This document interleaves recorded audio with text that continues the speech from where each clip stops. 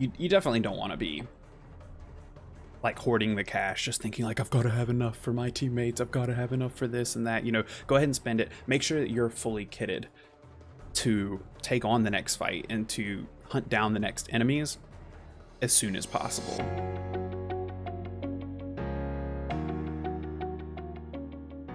So I know Warzone's only been out for a couple days now, but the meta around the game seems to be developing pretty quickly. So I have a few thoughts on them, but I mean, everything's obviously, you know, subject to change. You know, I'm assuming there's probably gonna be some balancing, some changes. I expect a lot of changes to things like the prices of items in the buy stations, because that's a really big element to the meta right now. But just like, I guess, like an overview of what I've noticed and what I've seen a lot of streamers talk about, and seems to be some of the most effective strategies right now. The meta is very centered around the buy station. If you go to a buy station, and I mean, obviously you want to pick up armor early on in the game, especially if you're not capped out with armor. You want to try and stay capped out with armor, 5 pieces of armor at all times. But beyond that, hawking those UAVs seems incredibly important. Trying to get your whole team to be rocking a UAV almost at all times, especially if you're in a zone where you hear a lot of shots or you know there's going to be enemies around. The UAVs are broken. So you definitely want to be, once you get situated in the game after your drop, kill a few people, collect some money, go ahead and grab a UAV. Once your armor's topped off, look for that UAV. I think the airstrikes are pretty powerful, but honestly, as things have progressed, you know, the first few days, I really was thinking airstrikes were really awesome because they're fun to use, but like utility wise, especially as the game progresses and you get down to the final teams, the UAV is just, it's unbeatable right now. I mean, I've had so many games where I was on the receiving end of the UAV and where I thought I was totally safe. I was hiding in a little corner waiting for some people to come out or something, and I got like flanked and shot when they had no idea that I would have been there. Like someone threw a grenade around a corner one time, having no idea that I was there. I was completely silent, hadn't moved in like a minute, and he still found me. So yeah, I mean, I like the fact that you can't camp like that because of the UAVs, but yeah, they can definitely do a lot of damage. So and beyond that, if you go to the buy station, you pick out a loadout. I mean, that is 100% the meta. If there's anything you take away from what to do in this game mode right now, it is go buy a loadout drop, because your whole team gets it. It's not like, I honestly feel like you should have to pay for your own loadout drop and you should only get like one of them, or you know, it can stay active the whole game if you need to return to it later on. But like, I don't know that it should affect your whole team, because it's honestly not that expensive. Because once you get that loadout drop, you get your perks, you get your things like Ghost, and then right now the gun meta is like a sturdy AR and then a long range sniper with like a thermal scope on it, and that is, it's honestly devastating, especially when you get to like the 3-4 / end game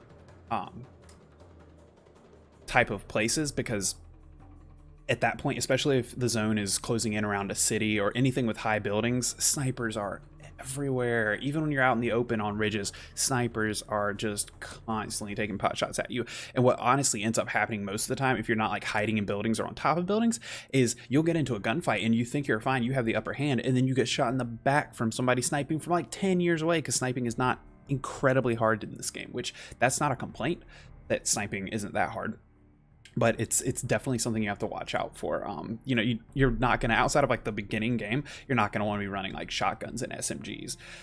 The main strat for dropping just seems to be get in the game, and you know, that's when you can farm a couple kills. If you farm a couple kills right off the drop, you know, grab a gun, you know, something like an SMG and an AR SMG shotgun is totally fine to pick up early on. You don't want to, like, as far as guns go, you don't want to be using the SMGs as the game progresses, as you actually pick out your loadout, but they get the job done early on.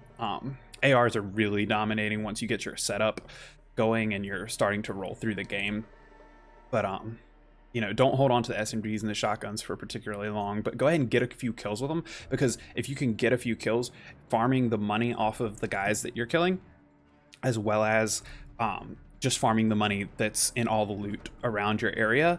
I think it really pays to be aggressive early on because you get so much money. I've had so many games where I drop and pick up 2 or 3 kills, loot the place, and I'm sitting on like $14,000 cash. That's enough for a to go to a buy station and get a loadout drop. That's enough for all the armor that your whole team needs. That's enough for a UAV. That's enough to res your teammate if you need to. You know, a lot of people are saying hold on to some money to res your teammate, but like, honestly, just get those UAVs. Make sure you have your loadouts because you want to set yourself up for success. You don't want to have to count on losing your teammate and then reviving him. And honestly, if you survive a fight and you win after your teammate's downed, chances are you're going to be able to find enough money to res your teammate off the team that you beat, or just around. It's really not that hard to find money for teammates. So go ahead and be liberal with your money because, I mean, you could easily die and lose it all. I mean, the amount of times I've had like $15,000 in cash and not even realized it, and I've died and gone to the gulag and it's like cut my money down to like next to nothing is crazy. So you definitely don't want to be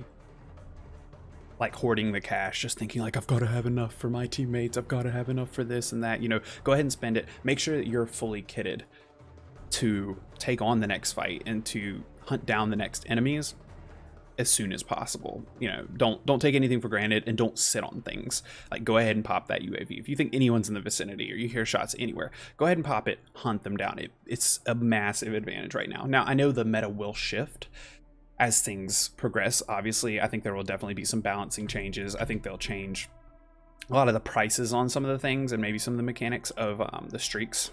And things like the loadout, I think, are probably going to see some changes. But just in week 1, I think those are some massive things to look at.